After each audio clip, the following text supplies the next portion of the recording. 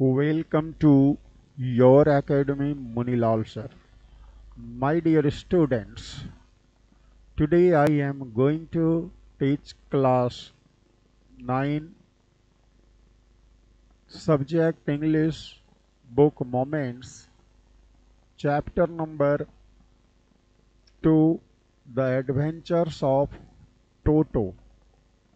Dear students, this story is written by famous Anglo-Indian writer Ruskin Bond, and this is an interesting story. This story is about a young monkey टोटो।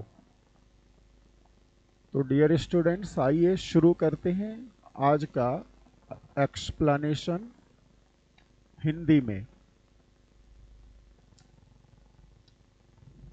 यहाँ पर देखिए, start कर रहे हैं writer grandfather से, यानी grandfather bought Toto from a tonga driver for the some of 5 rupees.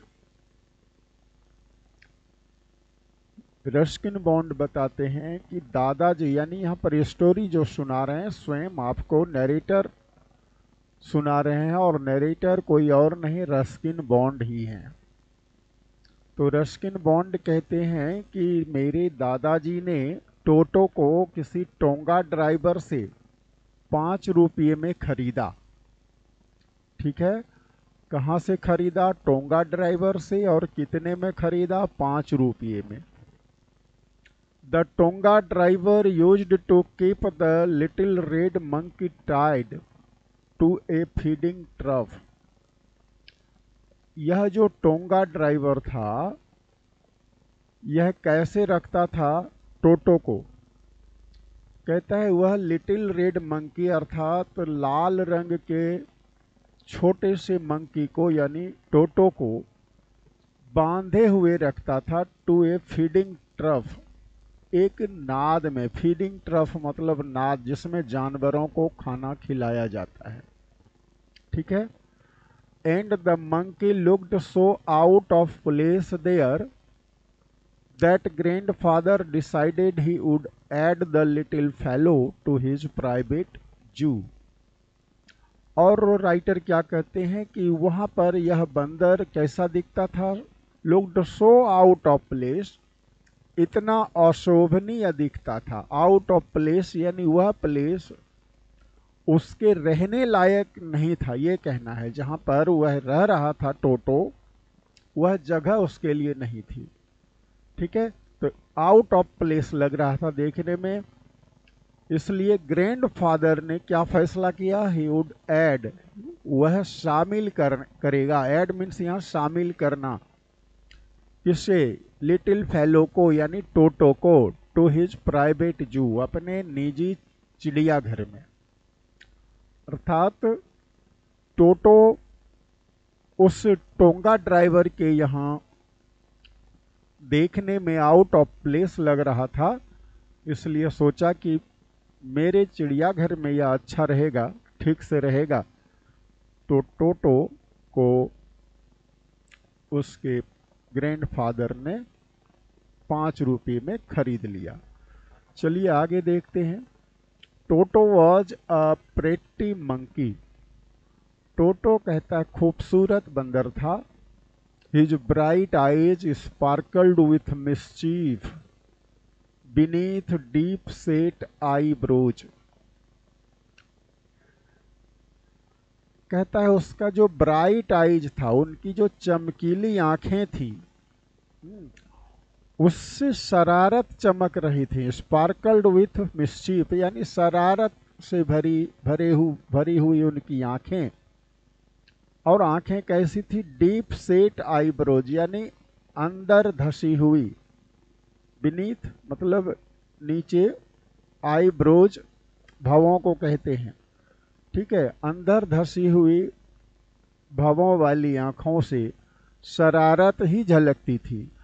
And his teeth which were a pearly white, और कहते हैं कि जो उनका सफ़ेद उनके दांत थे वे कैसा दिखता था, pearly white.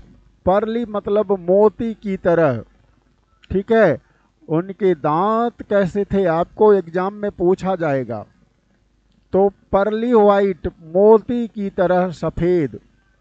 Way are very often displayed, और वे आँखें वे दांत अक्सर दिख जाया करते थे।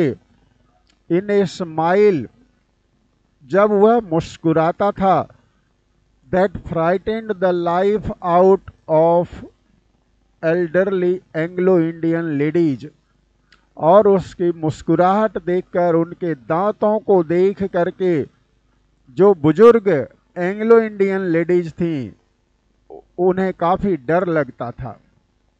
But his hands looked dried up, लेकिन राइटर कह रहे हैं कि उनके हाथ अच्छे नहीं थे।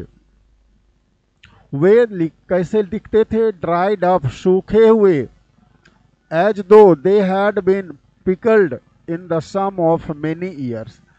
ऐसा लगता था मानो क्या हुआ हो, दे हैड बीन पिकल्ड, उन्हें सुखा दिया गया हो, पिकल्ड अचार की तरह सुखाया गया हो, इन द सन, धूप में, फॉर मेनी ईयर्स, कई सालों तक। ठीक है, हाथ उनके इस तरह सूखे हुए थे मानो जिस तरह अचार को लोग सुखा देते हैं, एकदम पानी निकल जाता है, ठीक उनके हाथ उसी तरह सूखे सूखे से थे। Yet his fingers were quick and wicked, लेकिन उनकी उंगलियां शरारतपूर्ण थीं। क्विक यानी फुर्तीली, और विकेड शरारती थी। एंड हिज टेल, और उनकी पूंछ कैसी थी, while adding to his good looks, पूंछ उनकी सुंदरता में चार चांद लगाती थी। Grandfather believed a tail would add to anyone's good looks, और ग्रैंडफादर यह मानते थे कि पूंछ जो है किसी भी जीव की सुंदरता को बढ़ा देती है। Also served as a third hand, तो वह पूंछ जो थी उनकी वह थर्ड हैंड का काम करती थी, यानी तीसरे हाथ का काम भी करती थी। He could use it to hang from a branch, अब देखो पूंछ की क्या जरूरत थी उनको, वह पूंछ का इस्तेमाल किसी ब्रांच से, किसी डाली से हैंग करने के लिए, लटकने के लिए यूज करता था।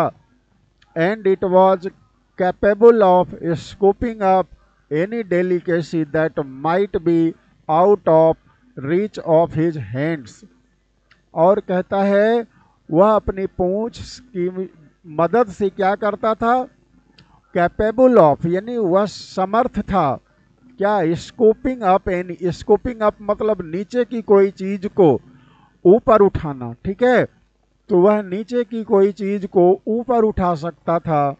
एनी डेलिकेसी, कोई भी भोजन जो स्वादिष्ट भोजन है उसको डेलिकेसी कहते हैं। That might be out of reach of his hands, जो उनके हाथों की पहुंच से बाहर होते थे, अर्थात जो चीज नीचे है, जहां तक उनके हाथ नहीं जाते थे, उन चीजों तक उनकी पूंछ पहुंच जाती थी और पूंछ की मदद से उसे ऊपर उठा लेते थे। Grandmother always first when grandfather brought home some new bird और एनिमल, कहता है जब कभी ग्रैंडफादर घर लाते थे किसी नई चिड़िया को या किसी नए जानवर को, तो ग्रैंड मदर घर में हंगामा करने लगती थी, काफ़ी लड़ाई करने लगती थी वह। So it was decided that टोटोज presence should be kept a secret, इसलिए यह फैसला हुआ, यानी दादाजी ने यह निश्चय किया कि टोटो की उपस्थिति को क्या करना है, एक सीक्रेट, एक राज बना करके रखना है, यानी गुप्त रखना है। किससे? फ्रॉम हर, यानी हर कौन है यहाँ? Grand mother. ग्रैंड मदर से कब तक? Until she was in a particularly good mood, जब तक कि वह गुड मूड में यानी अच्छे मिजाज में नहीं आ जाती, जब तक उसका मूड चेंज नहीं हो जाता। Grandfather and I put him away in a little closet opening into my bedroom wall, where he was tied securely, or so we thought, to a peg fastened into the wall. अब grandfather और writer I कह रहे हैं, हम दोनों ने मिलकर के क्या किया?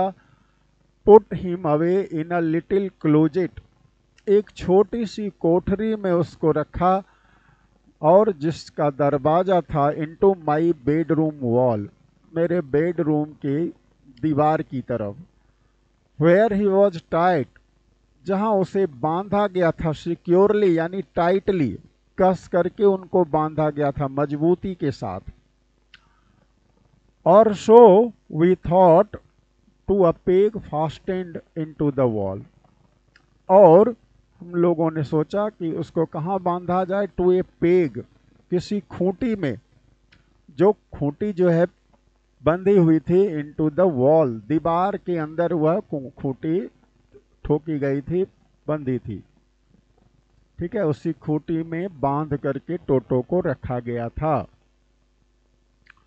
अ फ्यू आवर्स लेटर, कुछ घंटों बाद, when grandfather and I came back to release Toto, कहता है जब हम यानी दादाजी और मैं, ग्रैंडफादर और आई लिखा हुआ है तो हम कहेंगे यहाँ दो आदमी हैं, वापस आए टोटो को रिलीज करने। We found that the walls which had been covered with some ornamental paper chosen by grandfather now stood out as naked brick and plaster।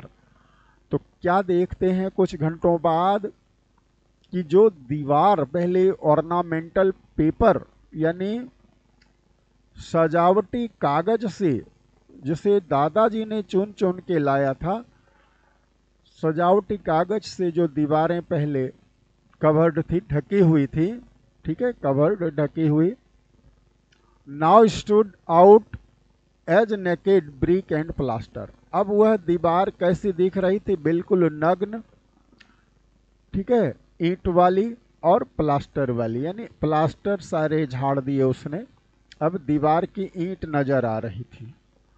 The peg in the wall had been wrenched from its socket, और दीवार के अंदर जो खूंटी ठोकी गई थी उसको मरोड़ दिया गया था, इट्स सॉकेट्स, उसके सॉकेट से, ठीक है, उसके छिद्र से। And my school blazer which had been hanging there, और वहाँ पर जो सामने मेरा स्कूल का ब्लेजर लटक रहा था, ठीक है, वॉज इन शर्ट्स, उसके टुकड़े टुकड़े हो गए। आई वंडर्ड व्हाट ग्रैंड मदर, अब मैं सोच रहा था कि ग्रैंड मदर क्या कहेगी। But grandfather didn't worry, लेकिन ग्रैंड फादर को चिंता नहीं थी। He seemed pleased with Toto's performance, वे तो मानो टोटो के कारनामे से खुश नजर आते थे। He's clever said grandfather, grandfather ने कहा वह चालाक है। Given time I am sure he could have tied the torn pieces of your blazer into a rope. अब दादाजी क्या तर्क देते हैं कि मुझे पक्का यकीन है यदि उनको टाइम मिलता तो तुम्हारे ब्लेजर को टुकड़े टुकड़े कर करके क्या करता, एक रस्सी बना लेता। And made his escape from the window, और खिड़की से होकर के वह भाग जाता, यानी खिड़की से भागने की तैयारी कर रहा था। डियर स्टूडेंट्स, इसके बाद का जो पैराग्राफ है मैं नेक्स्ट लेक्चर में एक्सप्लेन करूंगा। आज इतना ही। Thank you. जय हिंद, जय भारत।